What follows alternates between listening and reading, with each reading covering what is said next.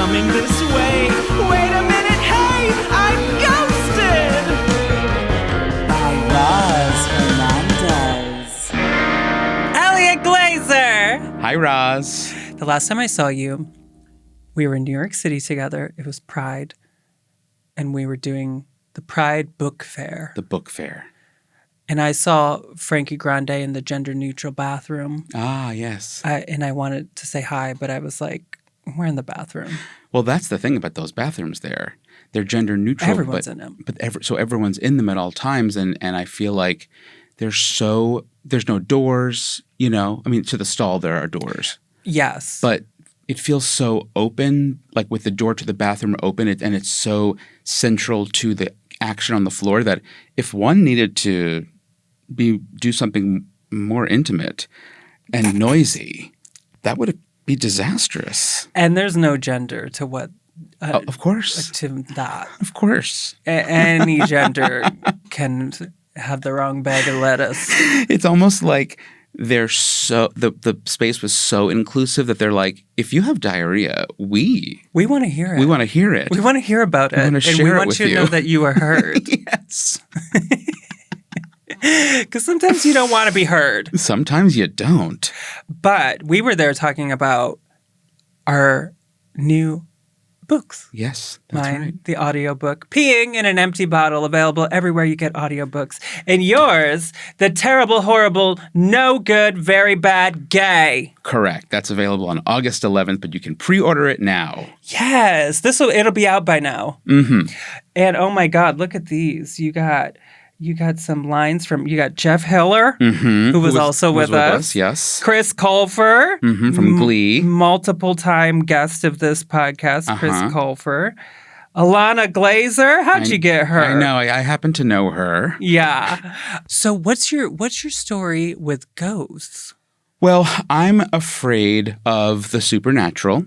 Why? Because it throws into chaos everything I want to feel in terms of control down here. See, I'm a big control person. You are? Yes, it's a big issue for me, is control. And that, because I'm scared of the supernatural too. What do you mean you're scared? Yeah, it's your bread and butter, baby. It is, but I got to have the cameras rolling. I got to be like, I do it for, yes, I'm interested, but I need it for content. Yes.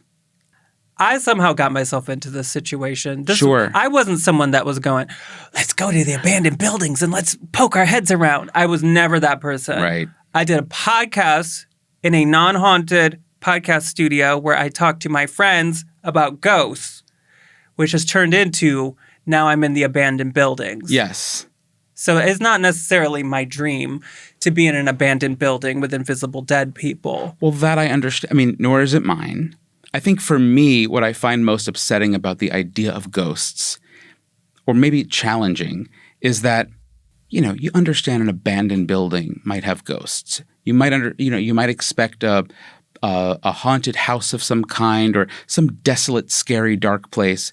But I really have trouble with the idea that there are ghosts haunting attorney offices, ski lodges. Oh, they'll find you. Dermatology offices. Oh, I was at my, it's sort of like a Botox kind of a place. Med spa. Med spa. Yeah. I was at one of those places just because I wanted to meet the people that work there. And that's it. I was just curious what their jobs were like. And they were like, this place is haunted. Right. And they started telling me stories that it was like an old... I want to say they said it was some kind of military hospital of some sort at some point. I don't know. That I can buy, but I don't know if I find it the sort of the vacuum in which like ghost stories exist or these spirits existing feels like it has to be a certain thing, because the idea of something as mundane as like the DMV, or if they knock down like a condo building, do the ghosts leave? Do they come back? Are they looking for units? That's the thing. It's weird. Yes. There's a lot of ghosts that are just sort of going about their business still. What's that? What's so funny? What? That's another question. What is their business? Their business. they Their doing? ghost business. They're just doing their chores. And I'm not kidding you. I have heard stories like what you just mentioned where it's like they knock down the building and then all of a sudden it's like they're still floating up there. Little orbs. But they're like where their house used to be. So they're just there. They're just there in that section of the universe. Like that to me is what's funny. It's like there's a ghost in like 3A. Of course there's a ghost in 3A. They float. They're on the other side. But it's again, I'm not saying I don't believe in it. I just think when you pull the wool back a little bit and you have a broader perspective of the system in which it happens, it can't really get like granular and stupid. But that's why there's no rules, and that's the fun. Yes, okay, I get that. It's the fun of it. I get it. Because I'm telling you, there's going to be a day you're going to all of a sudden, you're going to be standing in your home, and someone's going to walk through you, and you're going to go, oh my God, I'm a ghost now. I'm going to become a ghost? Probably. Without dying? No, you're gonna die, and then you're gonna go, oh yeah, I died. Forgot about that. Oh my God. Wait, I'm a ghost now. Oh, I get it. I don't know. Are all ghosts involuntarily these apparitions that happen after death, or is there no rhyme or reason to it? Are some of them? I mean, if some are doing their business, what are the others doing? Some of them, I think they just think it would be fun for a little bit. I mean, yes, that makes sense to me. It's like when people take off a year from college or whatever. A gap year, yeah. A gap year. Yeah. Let me go be a ghost for a little bit, and then I'll go wherever we go. I don't know. Yeah. I think there's an endless amount of possibilities. Well, I know we're going to talk about psychics as well. We can, yes. But I was going to, so I can wait on bringing this up. Bring if it you all like. up. But I'm from New York. I'm from Long Island. Cool. And so I've always watched the Long Island Medium. Teresa Caputo. Teresa. Did you ever run into her when you're like at a deli and she's like... I've never run into her, but I've seen her husband, ex-husband, Larry. They're not together. They're no longer together. Oh. Yeah. Do you think she saw that coming? That's a great question. Like, you'd think she would.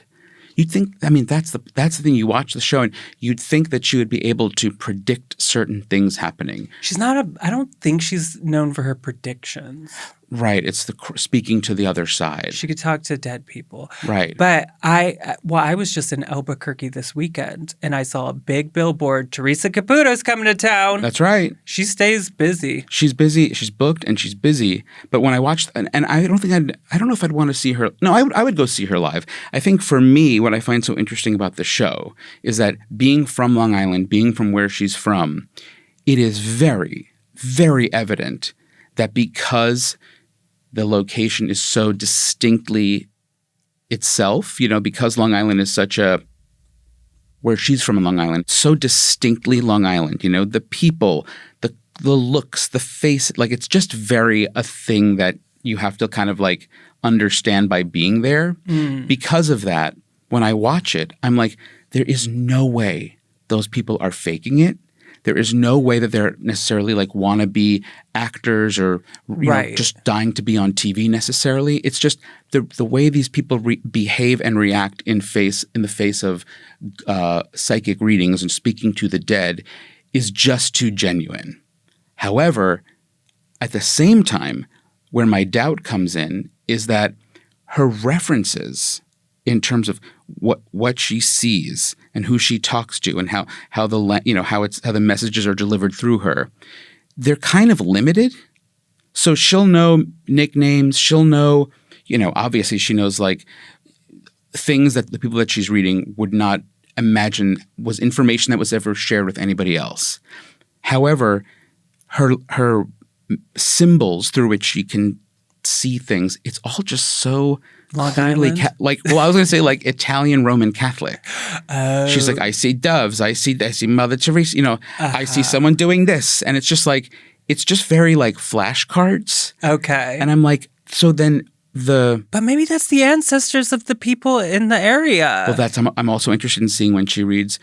She's read a couple of Jews, she's read like she's not only reading Catholics, but I don't know. I guess I'm just fascinated by how her sort of word bank, right? Her reference bank is very much limited to like anything any like basic ass Catholic iconography. Right. You know? I have talked to so many people that have been to her. And Really? Yes. And I've never had anyone to me say, it was just for TV. Yes. It wasn't that good. Never. They're always like, she got me good. I agree. And I've heard that myself. So it's not that I don't believe her or think that she's good at performing this version of herself. I just think, I don't know what I think actually. And that's fun. It's fun. You're right. It is fun. That's fun. Jiha, we didn't have anyone say that they didn't believe her and they went to her, right? Never. And we had a listener once that Yeah. talked about like a Post-it note or something on a jewelry box. It was like really specific. I do have a friend that went to Tyler Henry and it wasn't 100% one time. Mm-hmm. That's just one time. Just one? That I've heard from everyone because I've talked to many people that have been to all these people. And with him, other people have said it's accurate, it's dead on, it's... The people cry, honey. How'd they know that? It's scary. So have you done it? I mean... I wish. Do you know how many times we've reached out to both of these people? Right. Haven't gotten them yet. Now, do all the women where you're from have that hair? It's not as teased out as hers is, but it's certainly it's getting there. Certain things have not changed since the 80s and especially the 90s. Like, I guess you call them like chunky highlights. Of course. You know, Kelly Clarkson chunky highlights. Yes. Everything's like a little bigger and like just has that, I was going to say a hint of tacky, but like you have Teresa's hair, which is like, it's like drag, you know? It's drag. But the lesser versions of that are not that much less. Ooh. They're like baby drag. Ooh, I like that. Yeah. It's choices. They're making decisions. They're saying, today I'm going to have giant chunky highlights. Exactly. I'm seeing chunky highlights. That's going to be her descendants in the future. But that's what I love. Did you have a sister that had chunky highlights? But that's what I want to hear from her, you know? Like, yes, she gets people when she's like, did he say you were his princess, you know? You were his little princess? And she's like, yeah, he said I was her, you know? But I want to see more about the, like, did you graduate from Adelphi, a Hofstra? Yeah, it has to be Long Island specific. And when she's doing these cold readings at, like, Zorn's Fried Chicken or, like, essentially a deli, you know? And she's communicating with somebody who's not on camera, like a line chef in the back who doesn't necessarily even speak English. Yeah. But she's speaking with their like that to me makes it feel real because that's so random. Yeah. That can't be totally. planned. But also now I'm sitting here thinking like when you live in a small community and there are certain things that a lot of people, Well, yeah. you know, it's like I could be in LA right now and be like, did you move here because you wanted to be an actor? Right. Are you into astrology? Yeah. How do you I feel could about like astrology? do stuff like that. And on Long Island, it's like, you know, what's your dog's name? Bella. It means beautiful in Italian. It's like, I know. I know it does. Now, have you ever encountered something supernatural, a ghost? Well, you know, it's not that I'm a full-fledged believer. You know, I'm more of the... Oh, I'll change that for you today. Okay. But there was one time in particular when I was in Palm Springs at like a house with friends for New Year's. So it's cold out. We're like hanging out in the hot tub and then like sitting around a fire, you know, like innocent, fun group hang, you know, for the new year. And my dog Atticus, God rest his soul, he was very deeply feeling and deeply zen, humanistic, emotionally present dog. Very much like a person dog. That's a reincarnation. I wouldn't be shocked. I wouldn't necessarily say no to that. And also, not to get weird, but my dog now, Moses, some people think he looks different. He's a bigger size. Some people who haven't seen me in a long time think that it's Atticus because he is the exact same vibe. And it's so unique. That's cool. And maybe it says something about me, but I don't know. That Moses and Atticus have this very, deeply feeling, truly, like it's like some people say, oh, it looks like he's like looking into your soul. But that's what both of them did. They both had those kind of eyes that just were so communicative. But neither of them are Atticus nor Moses are very canine in their ways. They don't bite or chew. They don't go through stuff. There's really so little canine behavior about them. They're uninterested in other dogs, I like that kind of dog. Well, I mean, how could you not? It's like, where did you, it's a little person. Yeah. But back when Atticus was alive, I'm telling you, he wasn't very canine, didn't bark at stuff and people. We're in this, it's a really windy, pretty frigid night in Palm Springs, but like we're all, warm and cozy by the fire. And so no one's in the house. and we're all sitting out there. And Atticus just kind of like, he never really left my side. He was a Velcro dog in that way. And he like moseyed over to the house itself. And it was, floor to ceiling glass, the sliding glass. Palm Springs. And he started doing something I've never seen before, which is he's barking pretty nonstop and jumping full body, like springing, like trampoline style, which he'd never done before. That's like a canine move that I would never have expected to see from him. And he was looking so inherently focused inside the house. And we were all like freaked out because this is not how he behaves. He's never behaved like this. It was so freaky, and like one by one, we kept like going up to the door to see what he could possibly be. I mean, at first I thought, did somebody break in? Like it really freaked all of us out. But suffice it to say, nobody had broken in, but the way he was staring inside the house and going crazy in a canine way that was so unlike him. That's because there was an old gay man in a caftan that was floating around. I mean, yeah, I guess so. I don't know what else, I really don't know I can't logically think of another reason. We were like, is it his reflection? But he's never done that before. Why is he jumping? Why is he barking at something? Reflection, that could be one. But no, he wasn't, it wasn't happening. It was dark out, so there wasn't a reflection to really see. Plus, he was looking directly inside and jumping up and down, and it was so eerie, but it was definitely the closest I've gotten to, assuming there was some supernatural spirit in play. I spend a lot of time in Palm Springs. I have over the years, and Palm Springs is not very embracing of their ghost tourism industry. Right. But it's like, that place has to be crawling with ghosts, well, yeah. I'm sure. I mean, yeah. It's like where old people move. Right. But then here's another question. Do old people ghosts, when they cross over, are they still old people? Not the gay guy ones. Okay, they're returned to their youth. Yes. They become twinks. Right, they become twinks again. They become twinks again for eternity. Right. And then everyone else stays old. Right. I think. Well, does a ghost manifest in the form in which they died? I don't know. I've heard it all, honey. Yeah. I've heard people, they go back to when they were the cutest. Right. And then I've heard ones where it's like they look just like they did when they died, but just maybe better. Yeah, they gotta glow up, a ghost up. Yeah, they got that little. Once you get to the other side, they fix you up a little. That's right. I don't know.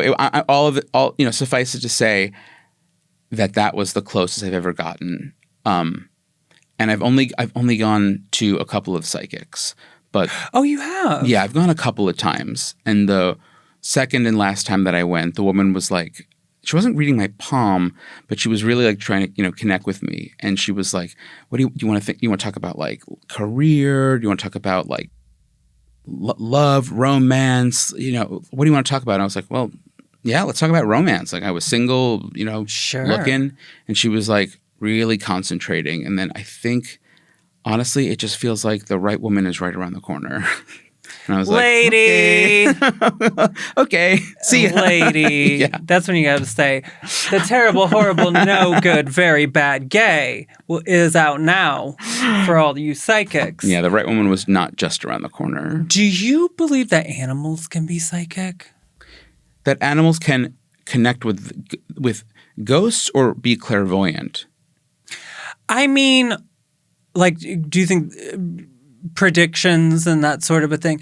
Well, of course, people love to say that animals and children can see ghosts. Right. Okay. Right. What I'm wondering, because I'm obsessed with this, who's going to win the World Cup? And then the dog goes, Argentina! Or whatever. And I found so many articles. Now, we are recording this at a time where it's a little bit closer to the World Cup. It's not over. But there were so many articles I found. I got one here. An adorable cat correctly predicts the winning teams of all 19 World Cup matches. That's from New York Post, of course. Okay. The Oxford Mail, psychic dog makes England versus Argentina prediction. I mean, how are they making these predictions? They don't speak. Well, there's various different ways. Oh, here's a pony. Okay. This one is from the Sunderland Echo. And it's, by the way, these are almost all in England. Right. They love a psychic pet over there. So it says Sunderland's psychic pony predicts outcome of England's World Cup game against Argentina. This is from July 26. So basically what happens is they give the pony 2 like buckets of food. Mm-hmm. One is winning and one is losing. And that's it? And that's all it takes. And that's how they decide? That's how they decide. That the pony is psychic. Yeah, it says Penshaw's Princess, a 19-year-old Shetland pony. Oh, she has given us a mixed bag over the past few weeks. A mixed bag. Well, yes. Correctly predicting England's wins against Congo and Norway, but proving wrong when it came to England's clash against Mexico. Princess. So wait, so for a few of them, she's made a mistake, and for some of them, she's made the right choice in predicting. Yes. So she had 2 choices. But again, as I've said a billion times, I believe psychics are like comedians. They're allowed to bomb sometimes. That's very fair. Yeah, okay. Okay. Well, we've talked about on this podcast years ago. People would have to really dig and find it. It was before we were on YouTube and stuff. The guest was Drew Droege, I believe. And we talked about a famous psychic horse throughout history. Psychic horses are not new. There was a famous one named Lady Gaga. It was Lady Gaga. Lady Wonder. And there's a brilliant article by that's on Life magazine, sort of legit, that's all about the story of Lady Wonder. She was back starting in the 20s. She was in Life magazine in 1940. And her thing, by the way, her owners they did it the exact same way I would do it. They started charging people. They say, you can come through. I believe there's it was $1 for adults and 50 cents for children. Mm-hmm. And she had basically all of these letters, and she would go through and spell things out. Okay.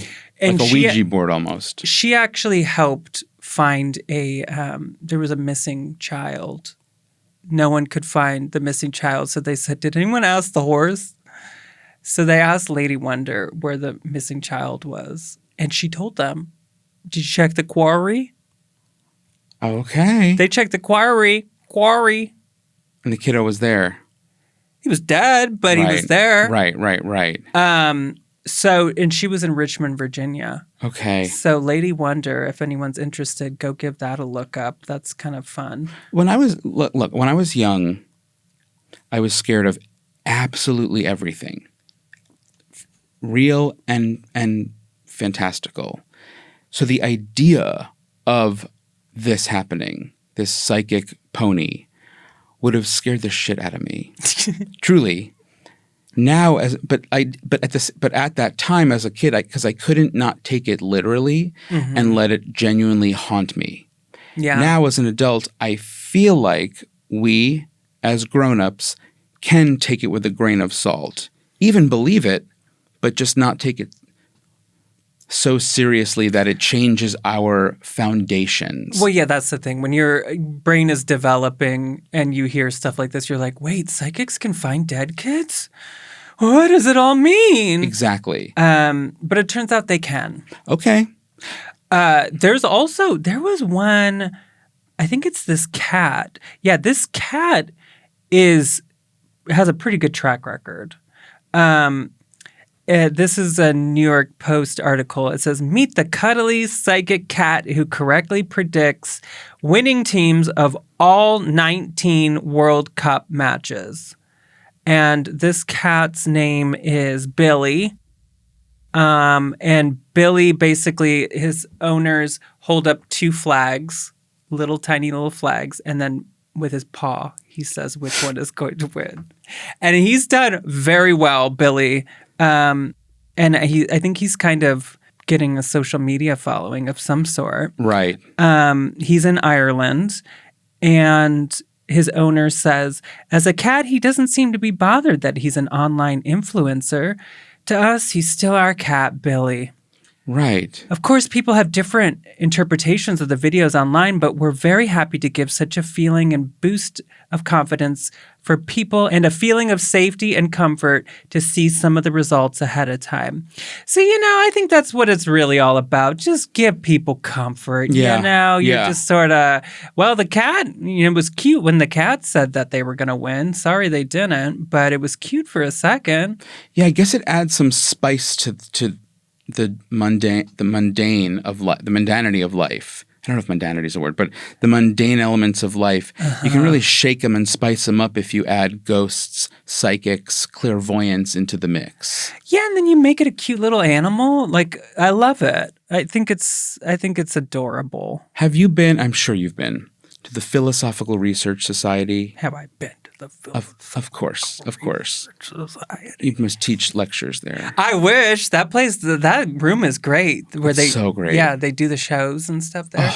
Yeah, no, that place is in LA, and I don't know all the exact history, but it's a place where they study weird shit. Yeah, all their programming is based in like the metaphysical, the otherworldly, esoteric. And first of all, the building's incredible. It's gorgeous. The architecture is like it's a cool place, stunning. But great bookshop, and also they're a little tongue in cheek, like with their. I think there's like a display with like a tribute to David Lynch as you walk in, if I remember correctly. But I went to go see a panel there about clairvoyance. Oh, you did? Just out of curiosity. Sure. I live nearby, and I'm really interested in their programming. And I went, and what was remarkable was I wasn't quite sure what to expect. At least for someone like me, I'm picturing like ladies with cloaks and capes and doing this. Sure, you gotta have the look. Of course. In reality, it was like 5 total normies. True total normies who, if anything, were all sort of exhausted, bedraggled, if not over their psychic abilities. They were all kind of like tortured by it. Well, I can imagine. Of course. If that's real and you're really seeing dead people and you know who's going to win all the World Cup, that's not fun to watch. That's what they were kind of saying, that like it's really hard to exit that realm if it's with you at all times. And so all of them have had to, they were all very different people. And I don't think maybe one of them was like practicing in terms of like talking to people in the same way that Teresa Caputo does. But none of them were, making any cash grabs or anything. They were all very grounded, normal people who were explaining their gifts as if it were a version of like a chronic pain. Really? Yeah. Well, and a lot of them suffer with drug and alcohol problems. I'm sure. And, you sit here and you go, well, yeah, since you were a child, you saw dead people under your bed. Yep. That would be really hard. So the people that are able to harness it and be relatively healthy, that's a gift. Because that's the thing with being a psychic. It's like, and it is, again, similar to comedy, where it's like you can have that ability you don't have to pursue it as a career. Right. But like, it's such a weird thing for a psychic where it's like, well, I can see dead people. Sure, I'm very passionate about pottery, but I could make more money Of maybe course. if I told people what their dead relatives are saying. Of course. And that makes sense. And so a couple of them have and do. And a fun fact is that one of them, a gentleman on the panel, a younger gentleman, is the son of Dee Snider from Twisted Sister. He's full-on psychic. Jiha, I need you to look up Dee Snider's psychic son and reach out immediately. Yeah, he was... Immediately, Jiha. Done. Thank you. You need that. Dee Snider's psychic son. Yes. Fascinating. Dee Snider's psychic son. Dee Snider seems cool from social media. He is super cool. Yeah. He is actually Long from Island. Long Island. Right, yeah. Yeah, very politically on the right side of things Yeah. from what I've gathered. But I just love that like Dee Snider was, at the same like steakhouse as me every now and then. Well, yeah, and he was probably with his kid who was Totally. like, don't order the ribeye. Whatever you do, the filet mignon will be underprepared. Yes. Yes. Here's another important story. Did you happen to know that Millie Bobby Brown, in a previous life, was a closeted gay soldier? I didn't know that. Does she know that? She does. Okay. This was covered by a lot of different news sources. Here's one from Entertainment Weekly, a little article written by Emlyn Travis.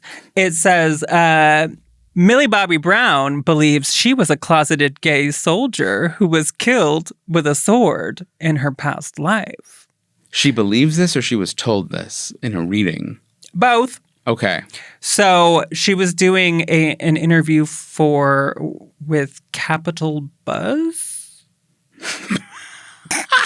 I don't know what that is. It says, during a recent Capital Buzz interview, the 22-year-old Stranger Things alum revealed that she believes she was a closeted gay soldier who died by sword in a past life. Quote, "Oh, I actually know who I was." She says, "I died. Basically, I have a birthmark on my lower back, the very bottom of my kind of spine, which is obviously meant to be the way that you die in your past life."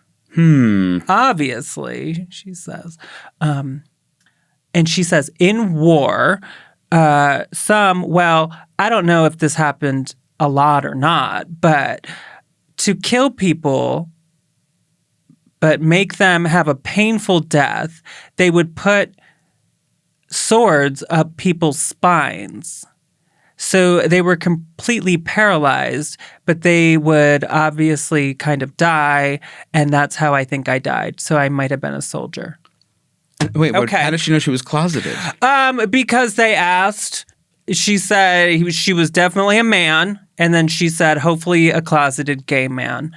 I don't know where that came from. I'm assuming that maybe, because it doesn't say here in the article, and I will not look into this No, more. I think you've said enough. But I do feel like maybe they were talking about closeted gay men or something as part of this project, or I don't know what, but she was just randomly said, hopefully I was a closeted gay man. Okay, here's one other news story. I'm actually very obsessed with this one. This article comes from the Times of India. However, it's not about India, it's about Japan. The article says, would you spend a night in a haunted house for 88,000 yen? Inside Japan's bizarre real estate job proving homes are ghost-free. So basically, there is a job in Japan where, because there's a lot of stigmatized properties, places where there was suicide or murder or something bad happened there, these houses just sit vacant. People don't want to go in that house again. Right. So now there's actual property companies that are hiring people to go in there for 88 yen, which is $542. They go in there and they try to ghost hunt and see if it is haunted or not. And then they can declare, hey, guess what? It's not haunted. You can come move in here. Are they using the machine? They are. Yeah. Remind me what that machine is. Honey. Haven't you used it? Oh, I've used them all. The ghostometer. Yeah, I think a lot of times the machines are either like motion activated machines or, which I like those a lot. Like those to me feel like, okay, if that just lit up and it only lights up when someone touches it, that's crazy. Of course. But then there's like the other ones, like the EMF meters, where they say that ghosts have electromagnetic frequencies that are let off. And so, it lit up because the ghost. I think this is a kind of a good idea, in my opinion, because it puts the peace of mind to people. This article kind of breaks down a little bit of how, these people believe if there's something, they call it, what's the word? I'm going to slaughter this anyway, but I'll do my best. It's called Jiha Buken. Okay. Which is stigmatized properties. And, it could be a fatal fire, suicide, murder, or what Japan calls a lonely death, when an elderly person dies alone and remains undiscovered, which I think happened in that place you stayed in Palm Springs. Is that what you think? I think. I don't know. So if that happens, they die alone and are undiscovered. So that impacts their probability of being a ghost who will haunt and stigmatize a unit? Yeah, I think it's just a bad energy. It's just like sad. It says, according to this man who's the president of property management company called Mode, many Japanese people associate death with impurity and bad luck. So he says, death equates to impurity or misfortune. So, it's like you don't want your house to be a place where someone died and sadly died. But apparently what they do is these investigators go to the property from 10 p.m. until 6 a.m. They use video cameras, audio recorders, thermography equipment, electromagnetic wave detector, all of this shit. Okay? And they go in there to see, is it haunted or not? On this very night from 10 to 6 a.m., are the ghosts coming out? And why at night, though? I mean, again, I don't mean to keep piercing the bubble, but like, why are ghosts just like hanging out mostly at night? Because it's spooky. Exactly. That's fun. It is fun, but it's just the sort of like the textbook of like how ghosts are feels just so made for us, like BuzzFeed. Based on years and years of that's how it was for people. Okay, history. Yeah, I think it's all history. Anecdotal evidence that has gotten us to the point of, okay, we believe that ghosts do this and they don't do that or whatever. And I don't want to be a skeptic, but I can work with that. I'm a skeptic. Okay. I think it's okay to be a skeptic. I think skeptic and non-believer are two different things. Yes. I think it's smart to be skeptical. I think everybody needs critical thinking skills. Yes. And to be skeptical of your government, skeptical of the news you read, like just everything. Well, how about when you think of like the science of energy, does that factor a lot into your ghost hunting or ghost hunting in general? Or because when people talk about the science of energy and how you can feel something, on its surface, it sounds like nonsense. But in actuality, you can truly like pick up a vibe between one or two people in a group. Totally. Like you can pick up a vibe. And I mean, from my own experience, it's like if there's like excruciating silence between me and somebody else or a group, it's like you can feel it. You can actively feel it. Mm-hmm. So in that capacity, I'm like, I'm more likely to believe the existence of energy in a metaphysical way. With in the classic, it can't be created or destroyed. Energy cannot be created or destroyed. It can only turn into something else. Oh, is that right? The law of thermodynamics or the law of conservation of energy, which is It only changes form or moves from place to place. Right. Was he a ghost believer? Who? Albert Einstein? Yeah, was he a ghost guy? Is that who said this? It was Sylvia Brown. It was John Travolta who said this. Did Albert Einstein believe in ghosts? Yeah. Well, let's find out. I would think no. No. Yeah, no. Hard no. I would think no. Maybe he wasn't fun. It says while let's go to this Live Science article. It says, do Einstein's laws prove ghosts exist? This one's by Benjamin Radford, and it's a lot to read, but I hate to admit this, but when I'm in the moment doing a podcast, the AI thing that just tells me everything would be so much easier. Of course. You could really use that assistant right now. And I'm going to. It says, no, Albert Einstein did not believe in ghosts. While some paranormal enthusiasts incorrectly cite his law of energy conservation to argue that human energy transforms into spirits after death, Einstein himself did not support supernatural claims. He even once said, even if I saw a ghost, I wouldn't believe it. Okay. Shady. Okay. He had his feet firmly planted on the ground. They got that one from a Guardian article that says Einstein's Close Encounter by George Pendle. So it turns out he didn't believe in ghosts. So I don't know. I don't know either. And I'm okay with that. It's you're right. It is fun to pontificate and imagine and Yes. You Little know. ponder never hurt nobody. yeah. Now, do you believe in haunted dolls? Haunted dolls. That I don't think I've given it enough thought, but I can't imagine No, I don't think I'll so. give you something to think about. Okay. It's time for The dolls are living. we go to ebay.com. Okay. We look up haunted dolls every week. Thousands of them exist for Really? sale. Yeah. Oh, yeah. And we got one right now for you named Doris, who's currently going for $120. Jiha, show us Doris. Oh, no. Oh. Doris. Let's see some body. Oh no. Oh, no. Doris, little baby. Doris has a Doris haircut, but a Amelia body. Yeah, I think her head is a little too big for the body. Too big. The neck is too gobbly. There's no way that head was originally on that body. No way. They did a little mix and match on that. No, but and the face is giving elder abuse to me. she looks like she's been elder abused. Yes. The rosiness of her cheeks But is she's not. a baby. But the haircut really ages her. Well, she comes with a backstory. It says, meet Doris.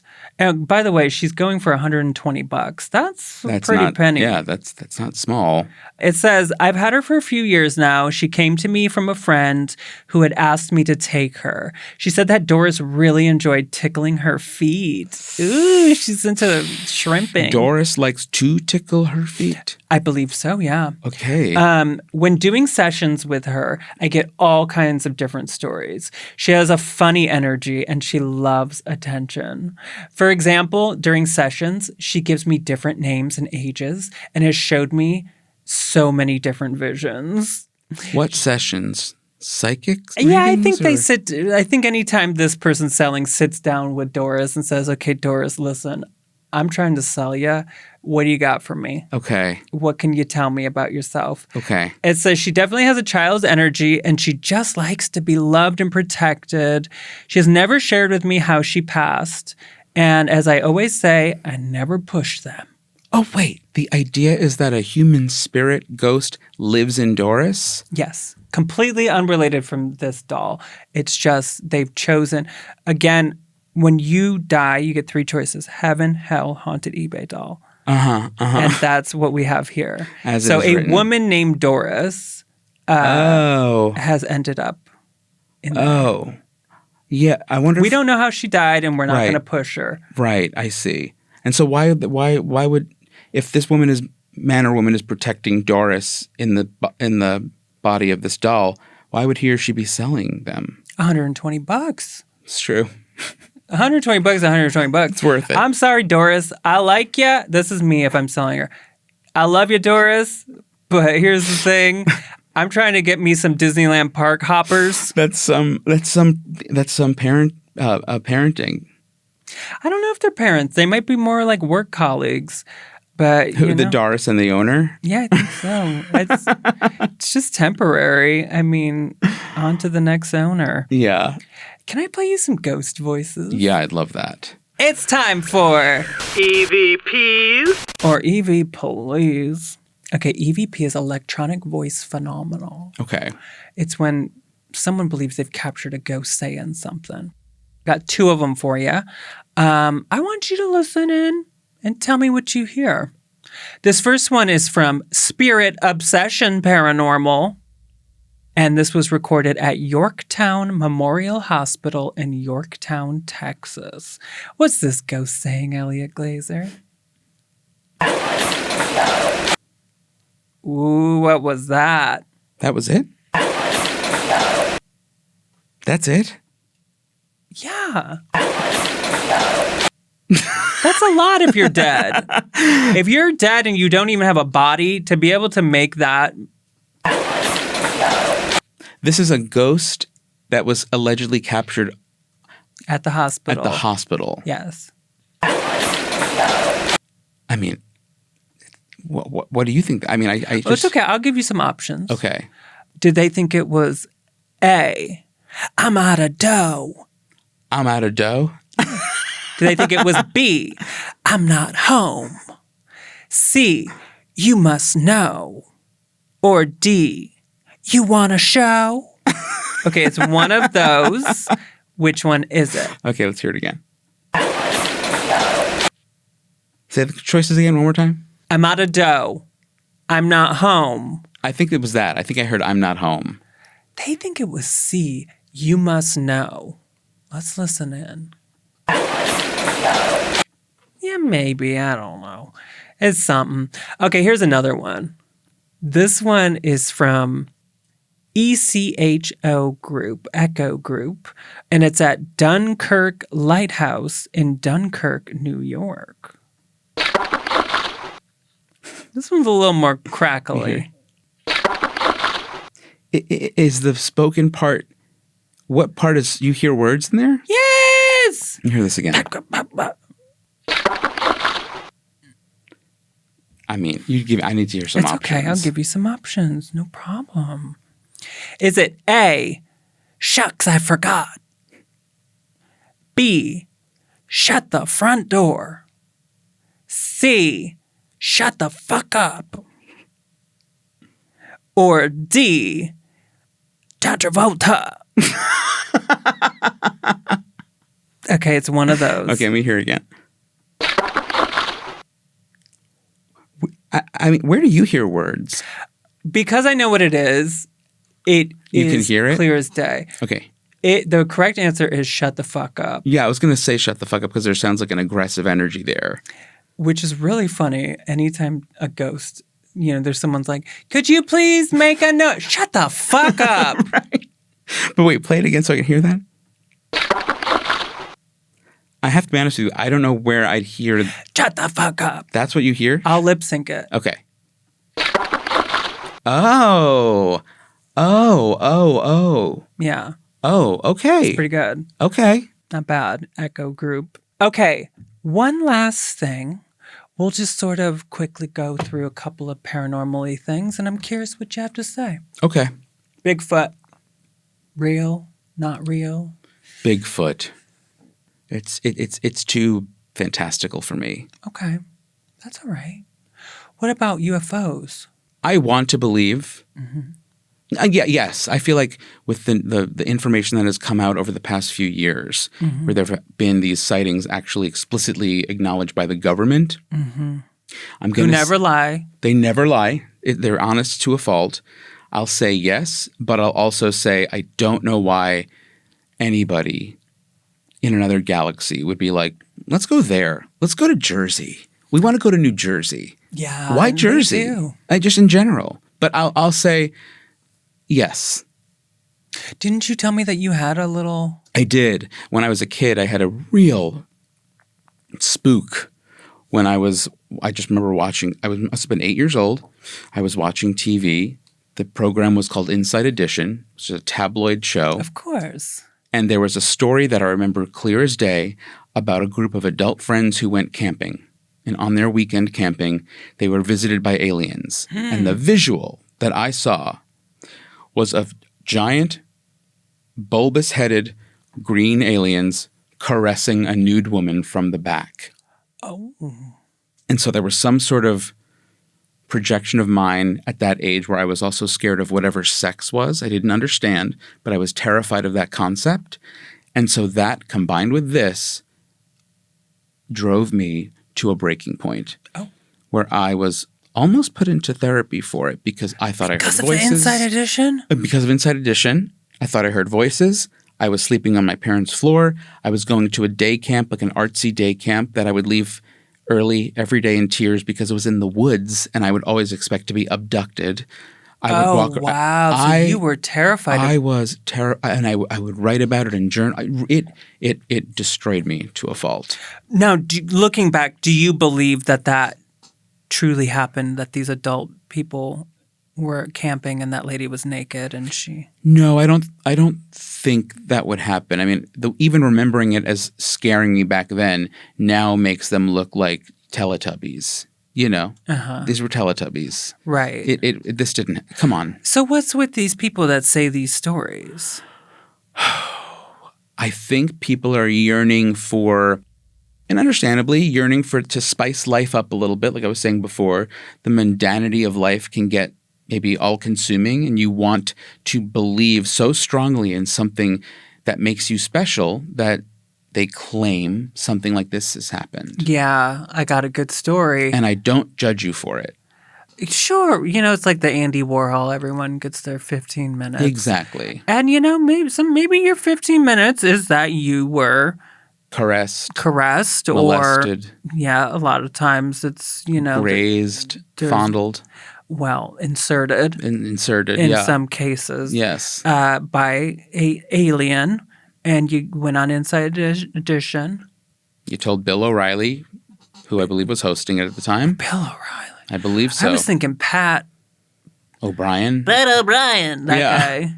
I think... Was he not Inside Edition? No, I think he was Access Hollywood. Oh, what's the difference? Yeah. I mean, who knows? Either way, that's it. Oh, great. We're done. Wait, so the book. Yes. The Terrible, Horrible, No Good, Very Bad Gay. Are you a bad gay when it comes to... You know, some people will say gay people are astrology or that sort of a thing. You know, I don't necessarily know that I subscribe to that gay people are all into that kind of stuff. But are you one of these people? Are you a little spiritual in that way or no? I would like to be. It seems fun, and I want to let myself get there. My friend got me an astrological reading with an expert who was English, so this was on Zoom during COVID, but she had the accent, so she seemed legit. Did she have a cat that would predict? No, she didn't have a cat that predicted, but there was a cat on screen. Yeah. She was visited. And she was about 60% accurate in what she was telling me. Hey, that's not bad. Not bad. Truly not bad. And I will also say that I don't pay attention to horoscopes that much. But when I've told people that I'm apparently a double Gemini, they recoil in horror. And I know what that means. I've always rolled my eyes because I'm pretty even-keeled. You know, I have like road rage, and I'm out for justice if someone wrongs my friends and family. But otherwise, I'm pretty even-keeled. So when I'm thinking about like two sides, I've never really taken that in. However, in the past few years, specifically in certain parts of therapy, I've come to realize that there's a lot of contradictory forces in the way that I want to live and behave. Mm-hmm. And so part of me is, again, maybe just for fun, acknowledging and recognizing that level of horoscopes and astrology. Yeah, why not? Why not? But your book, tell me about this. Yeah, the book is a collection of funny essays about being, always feeling sort of like left out of like missing the first day of class for Gay 101, There's the author photo. And that's me in my like Third Reich era with that haircut. I just needed to let something grow, Stop it. But yeah, it's just funny essays about doing it wrong and trying to do it right and, coming to terms with how to not feel like a loser, but sort of embracing a weirdo mentality within the gay community. Yeah. Others feel that way too. I just don't think we're loud enough about it. No, We I think deserve that's it. great. I think that's part of the fun of queerness is the individuality of what it can look like. And I think that's fun, but I think it's also challenging. And so I try to, through like funny essays, not like cultural theory per se, but like, really explore what that looks like and acknowledging that like, yeah, the fun of it is like you kind of make up the rules. But the sort of dark underbelly of that is that sometimes it would help to have some level of a blueprint, but that can also work against you too. right. And for me, it's just about me trying to figure out what that actually looks like and making compromises and adjustments and trying to just finally feel good in my own skin that way. Yeah. Yeah. I mean, that's the meaning of life. It's like as we're sitting over here trying to be like, how do ghosts work? Can they do this? Can they do that? You got to go on the journey, babe. You You'll do. find out as you go along. Yeah, we want the blueprint of what happens when you die and whatever, but we don't know. You just don't. got to sort of keep going. Yes, that's right. And that's really that is very much the premise of the book is like how do you keep going without driving yourself nuts? Without having to try so hard. And it's finding not just where you fit in, but where you don't fit in and being at peace with that. Yeah. That's the goal.